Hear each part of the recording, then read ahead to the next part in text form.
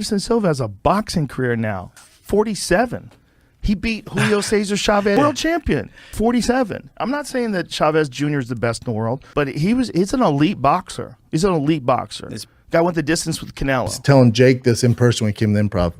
If you want the respect, even though you probably are going to lose, you're going to get so much more respect calling out Anderson Silva. He's currently fighting. He's one of the greatest to ever do it. He beat Julio Chavez Jr., who is 50-3, multiple division world champion. His dad might be the greatest fighter of all time. And Anderson boxed him up. It was wild. And people were looking at him like, look, man, if he never fought Muay Thai and he never fought MMA, he might have been one of the best boxers ever. Go for that guy, because that's a challenge. You want our respect? Do that. Because you think, I go, I know, Daddy.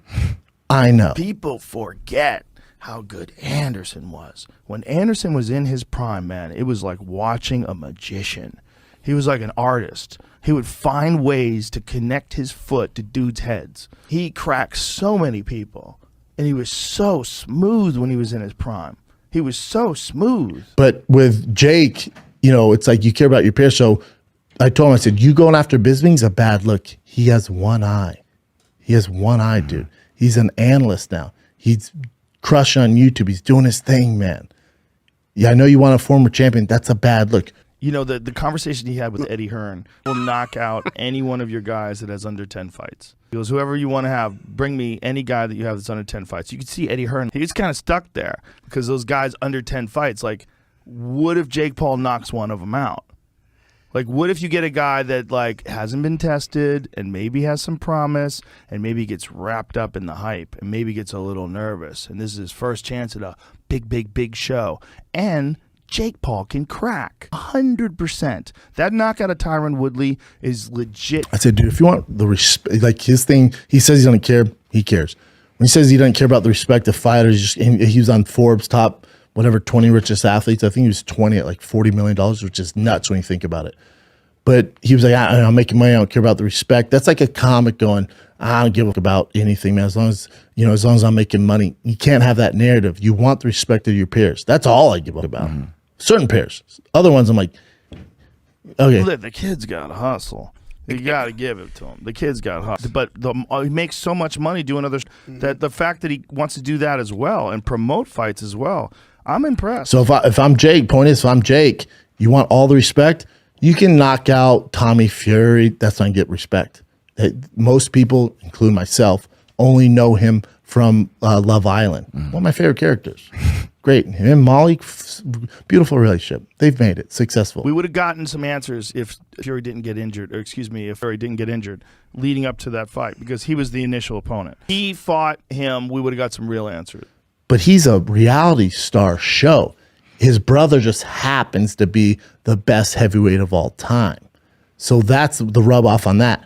But you got to think about it, Daddy. The crowd's going to go, the fans are going to go, it's Tommy Fury from Love Island, dude. You've knocked him out. The guy's has literally fought nobody. So that's not going to do you justice. If you want experience, go ahead and do it. But after that, get on the mic, do a hot promo to fight Anderson Silva. That's how you get our respect. Again, you're probably not going to win that one. It's all good, man. Your fan base is still going to tune into you. They still love you regardless. Entertain this perspective.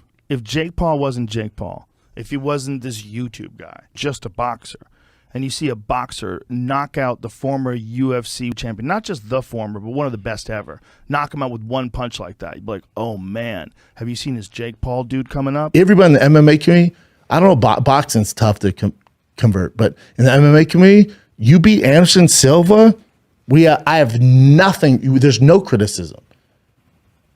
Just a few months ago, he beat Julio Chavez Jr., dude, who's, lazy, but still 50-3. Grew up boxing royalty. Destroyed him, dude. On his dad's weird retirement fight, whatever, was on the undercard of that. The disrespect, piss on. And the dad's such a savage. He goes, my son, I asked him to train with me. He wouldn't do it. I thought this was going to happen. He didn't take it serious enough. I told him, wake up with me, hit the road, and he wouldn't do it. He slept in. That's what I'm saying about the knockout of Tyron Woodley, because it was just a regular boxer who's just coming up. And what does he have, 6 fights? So, okay, so he's got 5 fights. Now, anybody who had just 5 fights doing, small cards and then knocks out Tyron Woodley. Tyron Woodley says, I'm going to try boxing. And some guy starches him with 1 punch and talks mad like, wow, that guy's hot. Now, if you get knocked out in 10 seconds, awful look. You're not. I don't think he gets knocked out that fast. But if you give him a go and you get dropped, bro, the amount of respect he would get and doesn't ruin what's next. Then next you said, all right, I'm not Anderson's level. Man, lesson learned. Humble yourself.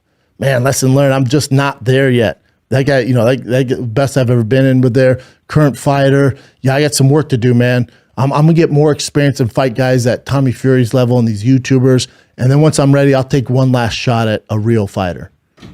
You know how far that would go, dude? Just being humble, being gracious. For real. Because nothing about watching him fight, to me, screams like he's in over his head. Nothing. He looks like a real boxer. He looks like a real boxer. He doesn't look like a guy who's attempting boxing. That's the difference. The feints, the foot movement, the way he lands shots. He fights like a boxer. He doesn't fight like a guy who's trying to box in a celebrity boxing match. I'm saying if he wasn't that big YouTube star and you just saw him as a boxing contender, you'd be like, that dude's got dynamite in his hands. And this is my thing. On camera, obviously, he does his thing, and that's why he has millions and millions of dollars. But off camera, humble, hard worker, good dude, great family, great mom and dad. He's from Ohio, dude. Columbus, just a good person. His brother, great person. They're just brilliant at the marketing and that drama stuff. They go such a far way. If he ate a nasty body shot from Anderson Silva, it was like the hardest I've ever been. Nobody's ever hit me like that. I only have 6 fights, man. Like, wow, I can't believe I was in there with him. You're still making all the money. Then the goal would be, man, I'm going to go back to the drawing board. I'm going to fight these other YouTubers, just get more experience. I'm going to fight, some other MMA heads. And then my goal now is to beat Anderson Silva. Before I leave is to beat Anderson Silva. I love Tommy Fury, not because for his boxing skills. I love him for his brother, and I love him for being on Love Island. He was my favorite character on Love Island. I like his girlfriend too. But outside that, like I'm not paying to watch him box. And that was the first time I've seen him box, and he has a ton of work to do. He has a longer way to go than Jake Paul. How crazy is that to say? His skill set is not as polished as Jake Paul, not even close. Again, he went 4 rounds with T-Rex, and it was a bit of a show. It was a bit, you're not walking away from that being like, that kid's a world beater. He just has and he's young though too. He has a long ways to go, but I just don't. If I'm Jake Paul, I know the whole thing is, let's see him fight a boxer. Like I was at Starbucks this morning, like, how do you think you do against Canelo? It's not like Canelo's like waiting to fight him. Canelo's got a lot of things he's doing. He doesn't have any time to be waiting around on Jake Paul. He's not really going to fight him. He's got to fight Golovkin in the rematch if he beats Bivol. He's got things lined up.